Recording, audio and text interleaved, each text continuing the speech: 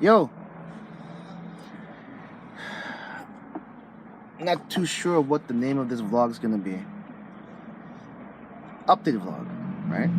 It is now March 4th. It's already March. It's now March 4th, 2018. What have I been doing? Since my emotional break in early January, I took wrong action and it strained the relationship of someone that, you know, I don't ever see you as evil. You are not evil. Because as I talk about this, as I continue with this vlog, it might make you sound like that, or it might make you sound might sound that I hold such a grudge against you. No, I don't. And I'll get to that way of thinking in a minute.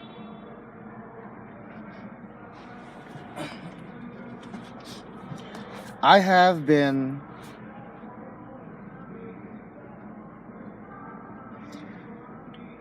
time will heal.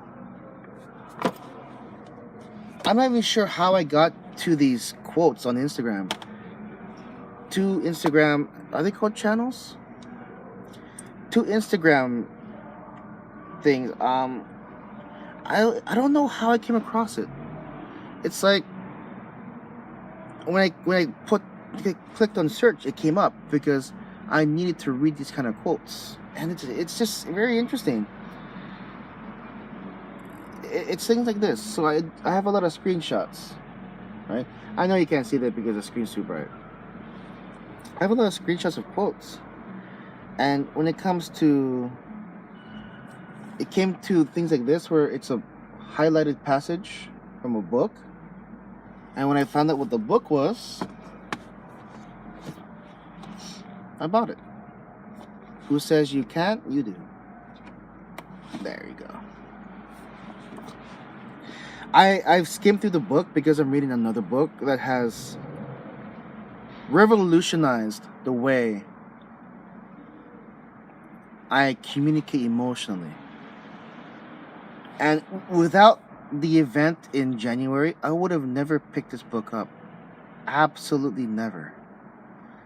The way I came across this book is I watch a channel called Just Kidding News, and one of the commenters on that channel, a YouTube channel, his name is David So, and he mentioned about this book and how when he started using it, his relationship with his girlfriend got better. It's this one by Gary Chapman. And you'd think a book that's revolutionary would be thicker, but it doesn't have to be. The information in here is so awesome because I've already used the ideas from here. I'm slowly inching them in, and because of the material in here, it's even giving me more insight into other people that I have been communicating emotionally wrong to some of these important people in my life.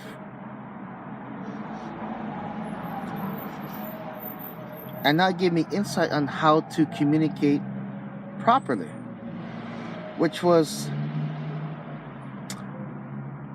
the reason, or the trigger. I don't want to use that word, but it's an appropriate description, which was the trigger of the emotional break. I miscommunicated emotionally,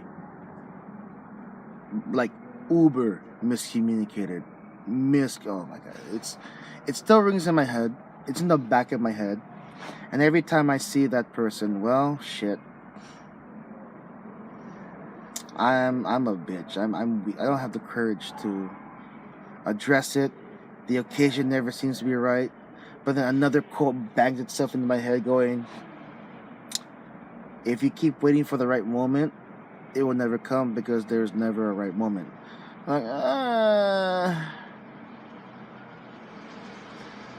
Like, It's always on a day too when I'm just tired. And that's an excuse, I know, but I have a fear of miscommunicating again. Well, anyway, for such a book that had such a big impact on me, let me talk about it a little bit. The Five Love Languages.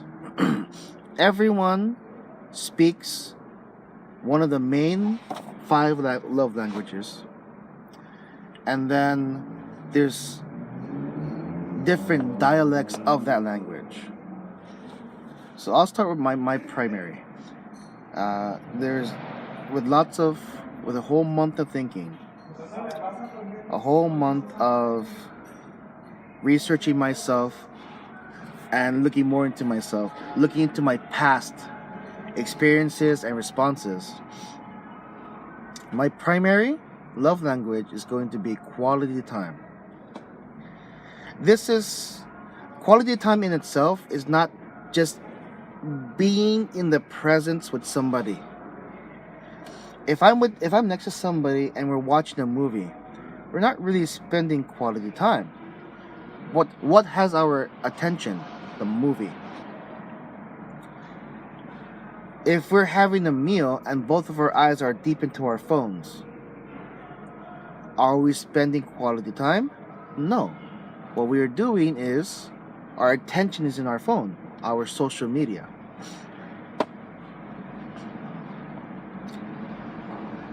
It has to be undivided. Undivided attention, no phones, no tablets. And that is true quality time.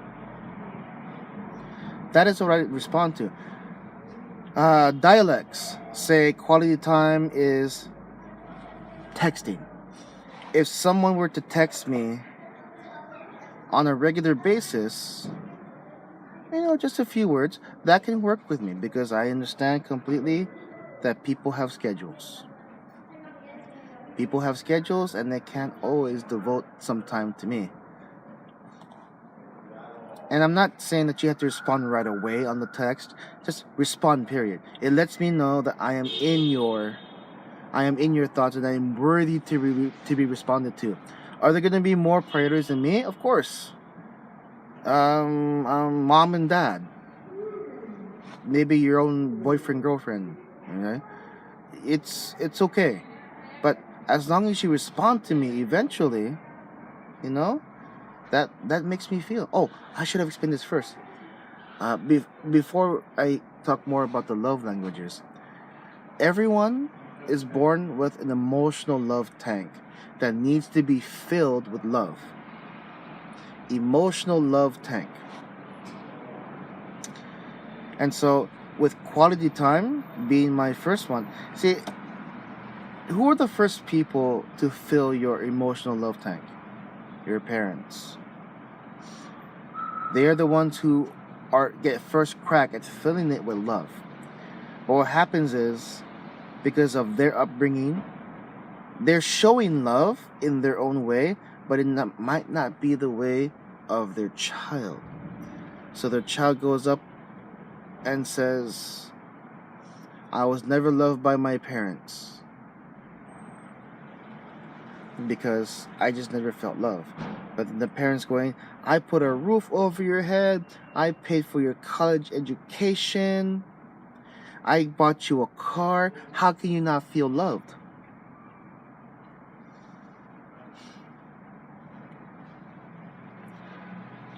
Because they were not speaking their child's love language. Love is a thing that you feel for someone else, and when you act upon that love, you're not acting upon that love for yourself. You're acting upon that love for that other person. The book is primarily about married couples, but you know what? It can definitely be applied to everyone. Everyone you care for, everyone you love. Every single person. I myself have been communicating more emotionally to the people in my life. I'm looking into them. I'm trying to think of past events where I saw their eyes brighten up by an action I did, whether it was quality time, acts of service, receiving gifts, physical touch, or words of affirmation, right? And when I finally get it, when I figure out how their emotional love tank is filled, I can do the appropriate actions, and they're gonna feel loved by me. Something I didn't get when I was a kid. They're gonna feel loved by me, and they'll show me love back. And then if they can figure out that it's quality time, that love language, then they're gonna feel my emotional love tank, and I'm just gonna have these awesome people around me that I will have no hesitation to say I love. And I have to admit that sometimes there are people that I come across where using the word love is too strong. Kind of what happened in January. And so I'm using that word sparingly, and by using this book to help me out, it's saying I love you without saying I love you. So I'm showing you, I'm filling your emotional love tank. And remember, this is not just for mom, for for a lover, for a wife, a husband. It's not just for a boyfriend or girlfriend. It's for everyone. So back to me. We're doing quality time. That's my primary love language. Spend 10 minutes every day with me. Give me your undivided attention, and you know what? I will feel loved by you. Of course, our conversation will have to be productive, interesting. But as an example, yeah, just give me 10 minutes of your time on a regular basis. Undivided attention, and you know what? I will feel loved by you. Dialects, texting, even a phone call, like that. Can people be bilingual? Sure. That's even mentioned in the book too. Bilingual. My secondary is going to be physical touch. I'm not talking about groping or sex, but by physical touch. I was visiting a friend's house, and every now and then she would come up and just put her hand on my back. She'll pour me a drink because we're having lunch over there. And she has a boyfriend. Of course, she has a boyfriend. She lives with her boyfriend. It was a party, and just putting her hand on my back, I felt so welcomed in a room full of people that I hardly hang out with. Putting your hands on my shoulders just to, and like looking over here just to talk to me. That that makes me feel good. And because now this book told me about how that works, now I understand why I felt so good. My emotional love tank was being filled.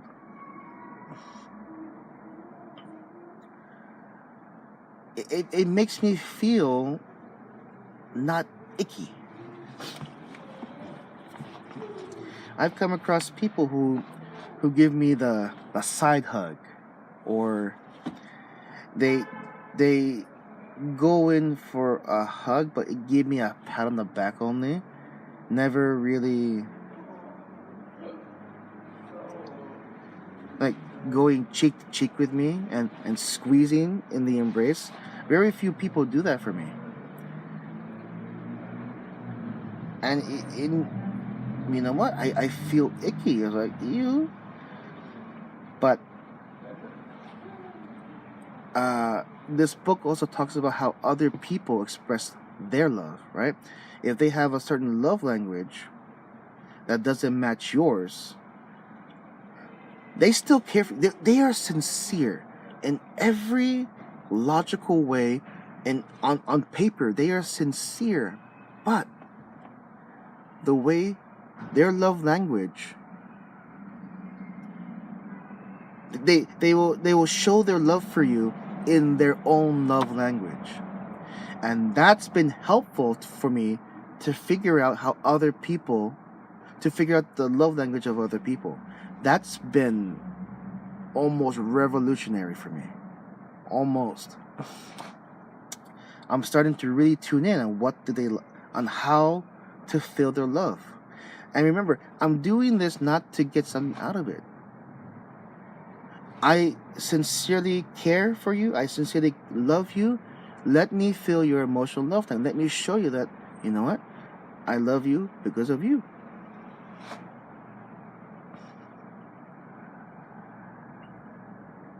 So, my two are physical touch, well, quality time and physical touch. The other ones are words of affirmation. This is the you're doing a good job.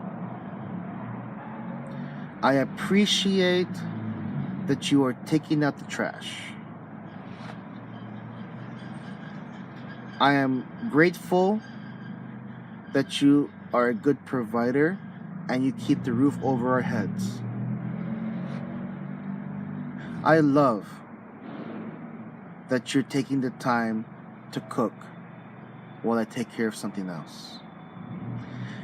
These are affirming words. Affirming words. And if someone's doing that to you, there's plenty of people, you know what? They tell me, you are a great teacher. You're gonna make a good dad someday. They're giving me words of affirmation. And I know that they are sincere. But the emotional love tank is not being filled. My emotional love tank is not being filled. So I have to always consciously and logically know that, they're showing me love. They're not fake. And they don't know my love language.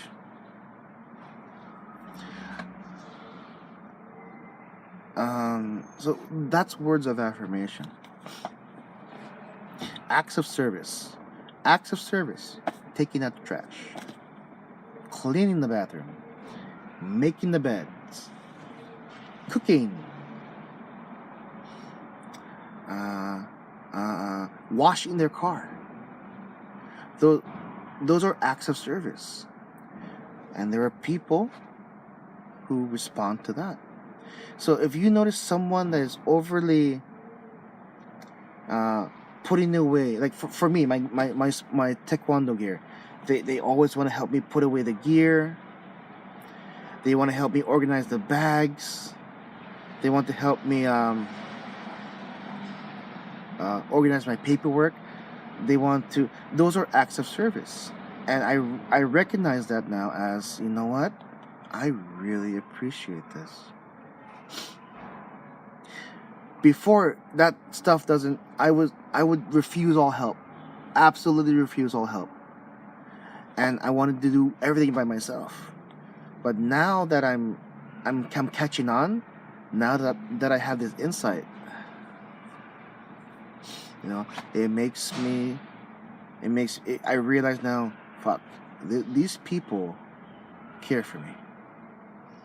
These people love me. And they are sincere, and I can recognize what they're doing.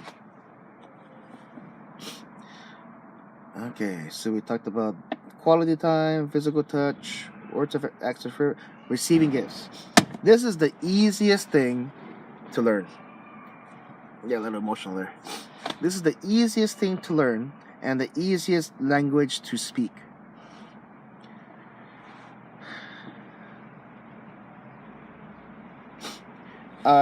Receiving gifts. I receive gifts being an instructor. Of course I do. I've received lots of gift cards, Reese's peanut butter cups, lots of it, lots and lots and lots of it. But it's not something that made me feel loved, right?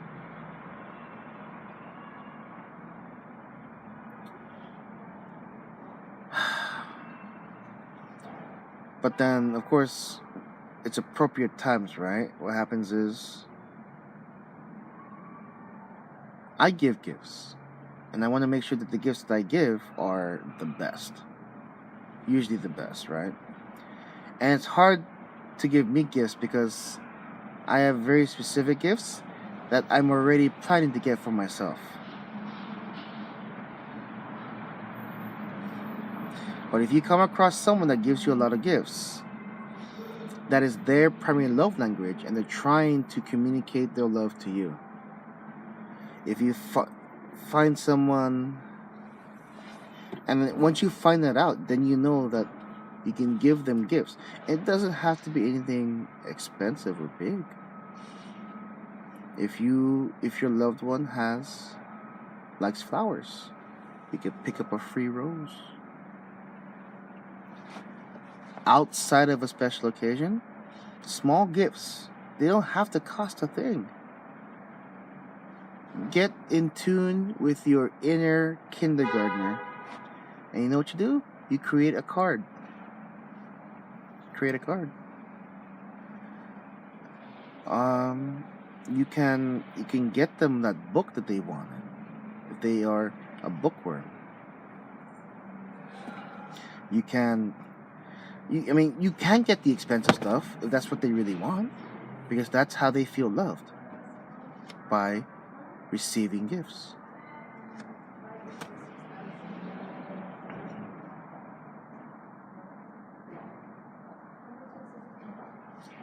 So with a book so revolutionary, the author actually made other books for more specific reasons. So the first book here was made for married couples, right? Married couples. But the concepts can be used with everyone, like I said before. So nicely, he created another book for singles. Okay? And I haven't started on the book yet. By the way I work is that I have the audio books for both of these. So it's a set of CDs. So while I read the book, I can also listen in. Or if I'm on a long drive, I'll just pop open the audio book and just listen to it from there.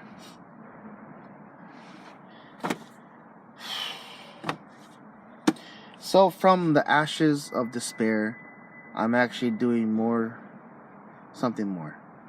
I reached out to a lot of people, spilled my guts, told them my story. And I've gotten some interesting titles too. Like I think I told you about this one on the memes. Okay. And then this one I'm reading. That's something too. And because I'm still busy with the love languages, I've only dabbled into these books for a little bit. I did a little bit of skimming, and that's about it.